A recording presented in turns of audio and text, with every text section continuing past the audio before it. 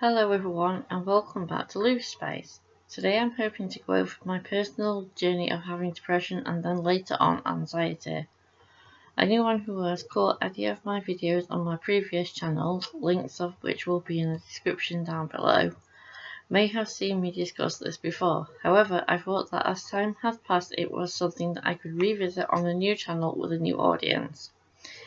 I already have put out, hopefully, a video briefly going into having developed osteoarthritis within the last 4 years, but I can now tie that in with the effect that can have on my mental health as well as my physical and emotional health.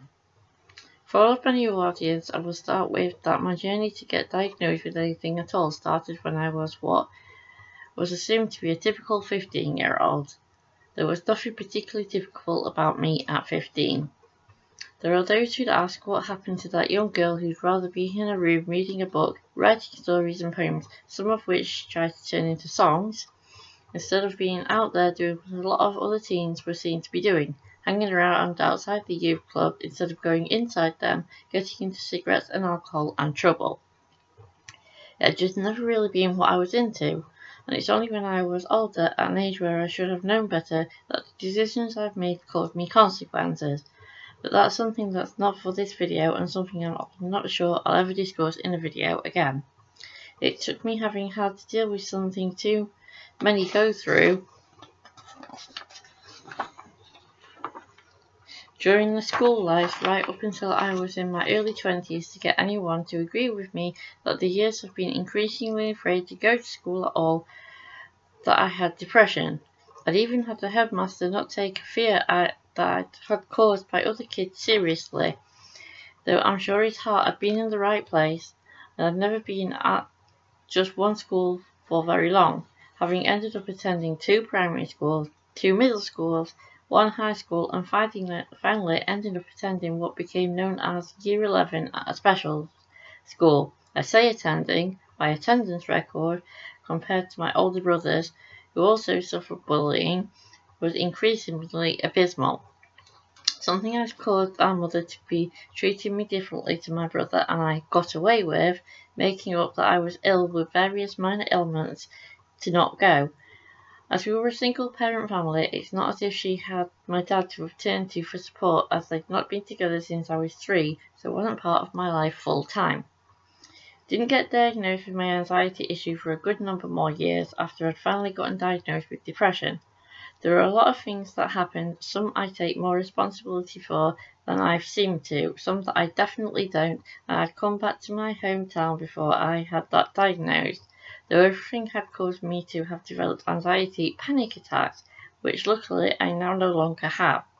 I lost a lot and it caused me to have redeveloped trust issues in everyone. I was only coping with the help of different medications over the time that I've gotten these diagnoses from doctors. There have been groups and individuals that I've had help from over the years, both here in my hometown and where I had been living. Groups that, though I don't have permission to name them, I am very grateful for. There was at least one friend who, when I felt that I was in a very dark place, sat with me from midnight for 5+ hours, making sure that I didn't fall asleep, which wouldn't have been that good an idea to have done. It isn't that I would have succeeded, because I'd not have even been able to do that right, but it showed the state of how bad I thought my life was, and it's through having had that experience that I've been a member of one of these groups, even if right now I've not been able to attend for some time, since 2011. Thank you to you, you hopefully know who you are. Where I currently am within the last 4 years or so of my journey, I've continued to have lost, but also gained a lot. I'm not talking just inches on my waistline. Though I doubt I'm taking as many medications as often as many people are, I am taking medications that sometimes haven't felt as if they are working. But coming off even one of those for a week proves that without them I function even less, and I can even do a nifty demonstration of what feels like walking like a penguin. It's depressing, it makes me anxious, it makes me want to sleep all day and night because of how much it can hurt. But I know there are people whose illnesses are worse than mine, And where that's concerned, I do have to try to stop feeling so sorry for myself, being a heck of a lot more grateful for what I do have. Sometimes though that doesn't seem so easy. As we all know, not wanting to cause myself or anyone else any trouble, but still having done so anyway, so human?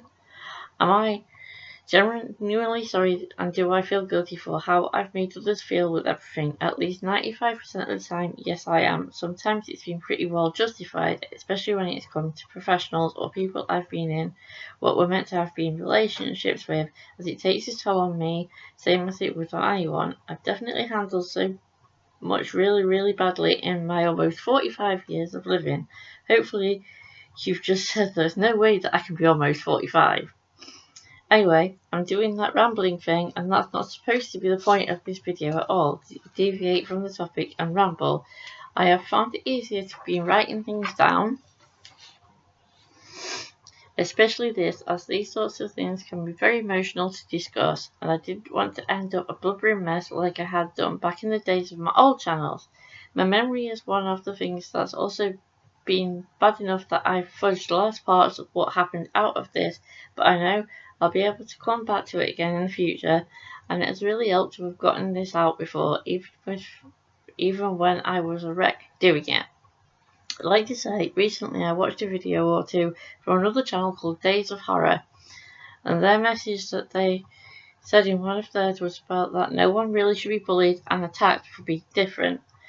I've always felt different and like I don't have a community that I fit into 100% of the time.